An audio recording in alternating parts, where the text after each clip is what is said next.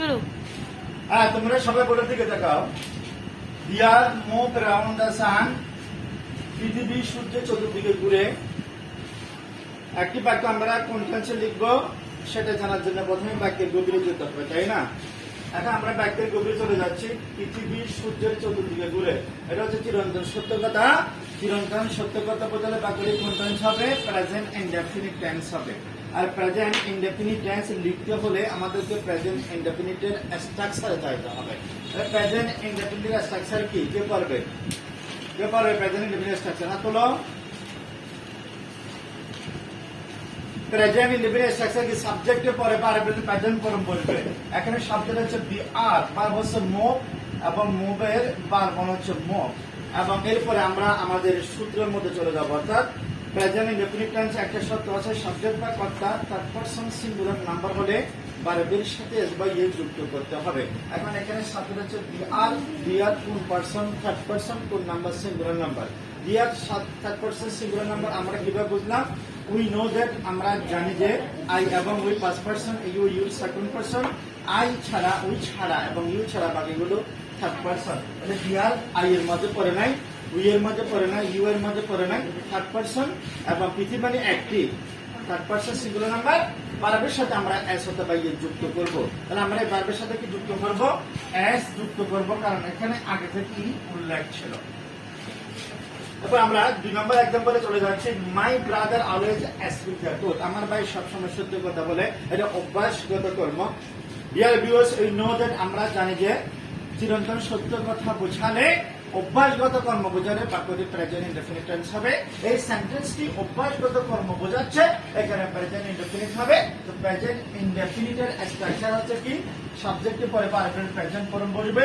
এখানে শব্দ হচ্ছে মাই ব্রাদার এবং ভার্ব হচ্ছে স্পিক এবং স্পিকের প্রেজেন্ট ফর্ম হচ্ছে কি? স্পিক।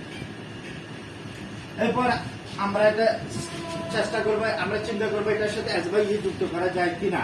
আমাদের শব্দের মধ্যে কি লেখা আছে? সাবজেক্ট যদি থার্ড পারসন সিঙ্গুলার নাম্বার হয় তাহলে মূল ভার্বের সাথে এস বাই এস যুক্ত করতে হয়।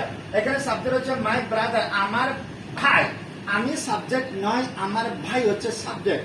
ভাই কোন পারসন? Third person. ভাই কজন? এখানে একজন।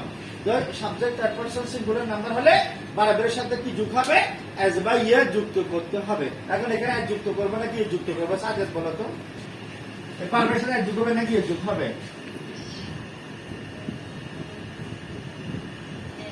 এস যুক্ত করতে হবে। কেন যুক্ত করতে হবে? এখানে এস আসে, সিএস এক্সো জেড নাই। তাহলে আমরা স্পিক ভার্বের সাথে এস কেন যুক্ত করলাম? এখানে brother third person singular number, এখানে ভার্বের সাথে এস বাই যুক্ত হবে। এখানে ভার্ব হচ্ছে স্পিক, স্পিকের সাথে আমরা কি যুক্ত করলাম? এস যুক্ত করলাম। All the glitter is not good, চকচক করলে সোনা হয় না, স্বর্ণ হয় না। Dear viewers, we know that all এর পরে প্লুরাল ভার্ব বসবে, কিন্তু প্রবাদ বাক্য বোঝালে all এর পরে সিঙ্গুলার ভার্ব বসাতে হবে। তাহলে এখানে প্রবাদ বাক্য বোঝালে অলকে থার্ড পারসন সিঙ্গুলার মনে করতে হবে, আর subject third person singular number হলে ভার্বের সাথে এস বাই ইয়ে যুক্ত করতে হবে। আমাদেরকে কথা বুঝতে হবে বাক্যটি কোন টেন্সে হবে। চকচক করলে সোনা হয় না, দিস ইজ প্রবাদ বাক্য, ঠিক আছে? তো প্রবাদ বাক্যগুলো অলওয়েজ কোন টেন্স হবে? প্রেজেন্ট ইনডেফিনিট টেন্স হবে। তো প্রেজেন্ট ইনডেফিনিট স্ট্রাকচার সাবজেক্ট করে ভার্বের প্রেজেন্ট করা। সাবজেক্ট কোনটা? আর ভার্ব হচ্ছে গ্লিটার এবং গ্লিটারের ভার্ব হচ্ছে গ্লিটার।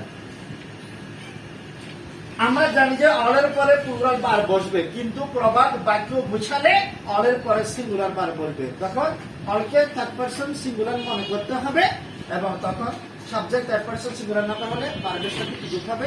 এস বাই যুক্ত হবে। আবারও বলি, অলের পরে প্লুরাল ভার্ব বসবে। তাহলে অলের পরে প্লুরাল ভার্ব বসালে তখন এখানে ভার্বের সাথে এস বাই যুক্ত হওয়ার কথা নয়, কিন্তু অলের পরে যদি প্রবাদ বাক্য বোঝায় তাহলে অলকে থার্ড পারসন সিঙ্গুলার মনে করতে হবে, এখন ভার্বের সাথে এস বাই এস যুক্ত করতে হবে। 5 years have passed since the man died. 5 বছর লোকটা মারা যাওয়ার পর 5 বছর অতিবাহিত হয়েছে। ডিয়ার লার্নার্স, আমরা জানি যে সিন্স এর আগের অংশটি যদি প্রেজেন্ট পারফেক্ট হয়, এটা প্রেজেন্ট পারফেক্ট, স্ট্রাকচার সাবজেক্টের পরে হ্যাভ অথবা হ্যাজ বসবে এবং ভার্বের পাস্ট পার্টিসিপল থাকলে প্রেজেন্ট পারফেক্ট। সিন্স এর আগের অংশটি প্রেজেন্ট ইনডেফিনিট হলে অথবা প্রেজেন্ট পারফেক্ট হলে সিন্সের পরের অংশ পাস্ট ইনডেফিনিট টেন্স হবে। তো পাস্ট ইনডেফিনিট স্ট্রাকচার কি করবে? হাত তোলো, put up your hand. who will be able to tell me the structure of past indefinite tense? Past indefinite structure কে পারবে? আর এটা আবার বলো, past indefinite tense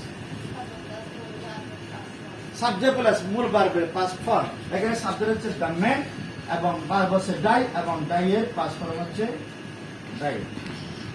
My dear viewers, I have already finished my lecture. Now I am going to take farewell from you. I will be present in front of you with a new video, and until then all of you should be happy, stay healthy and stay safe. Assalamu alaikum.